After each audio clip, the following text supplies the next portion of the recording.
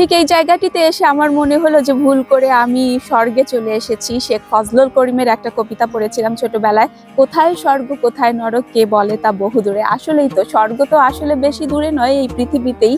আমাদের প্রেম ভালোবাসা ভক্তি দিয়ে আমরা চারপাশকে স্বর্গ করে তুলেছি। সেরকমই একটি স্বর্গের কাননে, নন্দন কাননে আমরা চলে এসেছি। এই যে ফুলটি দেখছেন, এই ফুলটির নাম হচ্ছে ব্রাইডাল রিথ স্পাইরিয়া। এই যে উচ্চারণ করলাম আমি নামটি, সাথে সাথে আমার মনে হলো রবীন্দ্রনাথ ঠাকুরের কথা।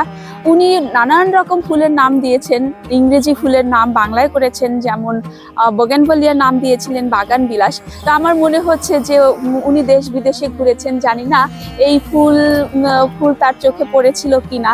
উনি থাকলে বা উনি এই ফুলটার নাম কি দিতেন? আচ্ছা, আমরা ফুলটা একটু দেখাবো। ফুলের পাশে যে যায় সে তাকে সুন্দর লাগে, আমাকেও বোধহয় সুন্দরই লাগছে। আচ্ছা, দেখেন কতটা জায়গা জুড়ে এই ফুলটা।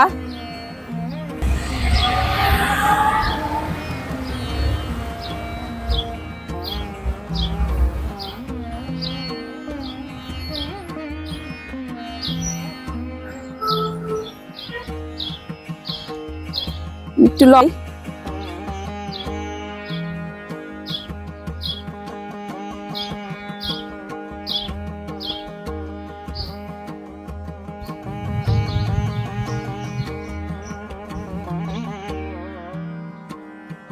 ফুলের নাম যেরকম ব্রাইডাল রিথ স্পাইরিয়া, দেখেন কি স্নিগ্ধ।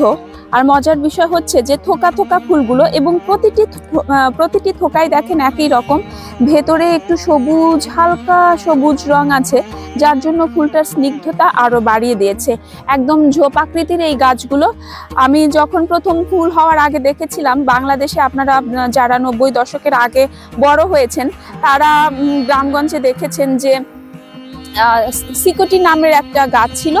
আমি ভেবেছিলাম সেই রকম কোনো গাছ। দেখেন গাছটা, এই পাতাগুলো দেখেন সেই গাছের মতন একদম ঝাড় হওয়া, এবং বলতেই হয় এর ভেতরে অনেক পাখির বাসা আছে কিচিরমিচির করে।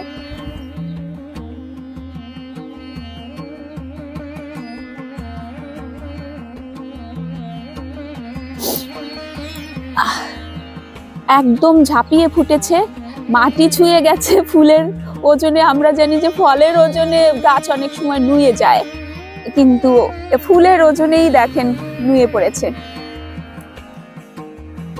একটা বাড়ির সামনে এই গাছগুলো।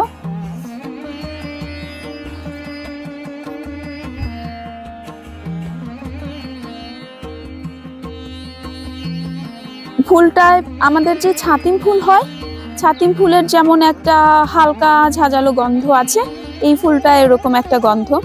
এবং আমেরিকায় খুব কম ফুলেই আসলে গন্ধ পাওয়া যায়, ঘ্রাণ আছে। তো এই ফুলটায় আছে, খুবই হালকা কিন্তু আছে। প্রচুর ভ্রমর, মৌমাছি আছে এখানে।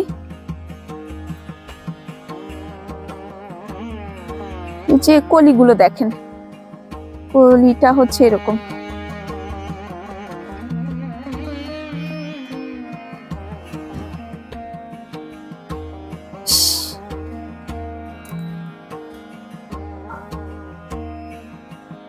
আমার তো আজকে এখান থেকে যেতেই ইচ্ছে করবে না, এত সুন্দর।